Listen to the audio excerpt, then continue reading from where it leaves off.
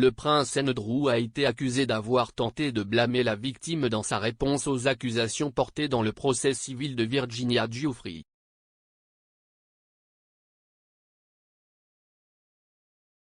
David Bois, qui représente Madame Giuffre dans son affaire contre le duc d'York, a déclaré que son client et son équipe juridique prévoyaient de confronter le royal à propos de ses refus. Il a parlé peu de temps après qu'il soit apparu que le duc, 61 ans, réclamait un procès devant jury dans son affaire en cours avec Madame Giuffre.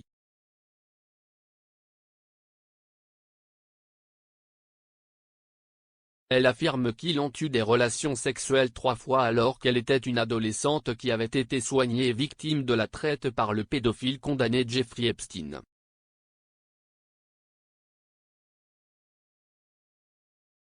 Andrew a toujours vigoureusement nié toutes les allégations.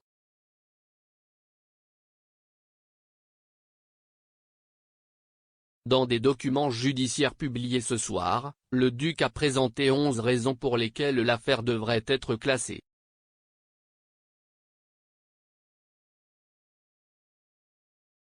Celle-ci incluait que les réclamations de Madame Giuffre sont interdites par la doctrine du consentement et par sa propre conduite fautive.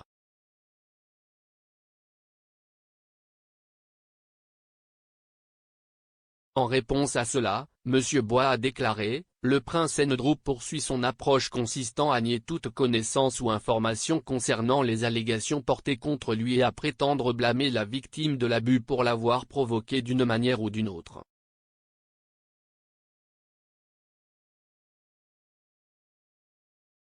Nous sommes impatients de confronter le prince Andrew à ses dénégations et à ses tentatives de blâmer Madame Giuffre pour ses propres abus lors de sa déposition et du procès.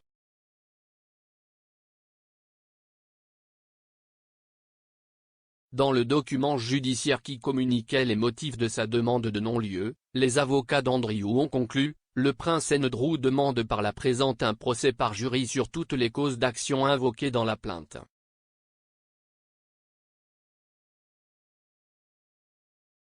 Le juge américain Lewis A. Kaplan a précédemment rejeté la demande du duc de rejeter l'affaire au début du mois.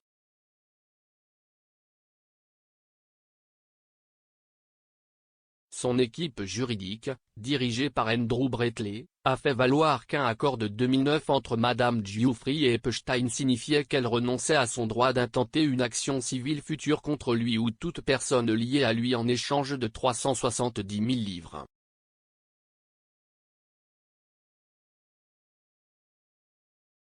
Décrivant sa décision, le juge Kaplan a déclaré que le tribunal n'était pas en mesure à ce stade d'examiner les efforts du duc pour mettre en doute les affirmations de Madame Giuffre ou s'il était couvert par l'accord de règlement.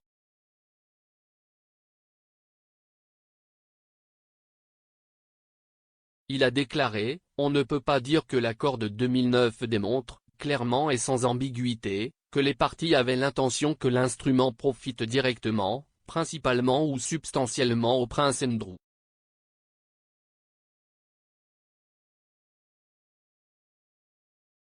Le dernier document d'Andrew réitère cette position et ajoute 10 autres raisons pour lesquelles l'affaire devrait être rejetée.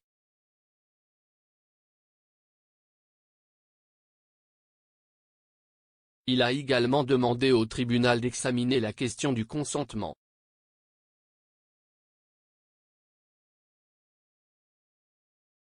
Il dit, en supposant, sans l'admettre, que Giuffre a subi une blessure ou un dommage allégué dans la plainte, les réclamations de Giuffre sont interdites par la doctrine du consentement.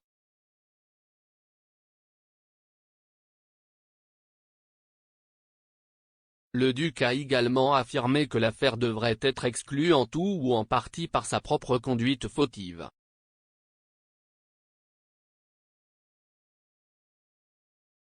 Les avocats d'Andrew ont également affirmé que Madame Giuffre ne devrait pas pouvoir poursuivre car sa demande de dommages et intérêts est trop spéculative pour être récupérée.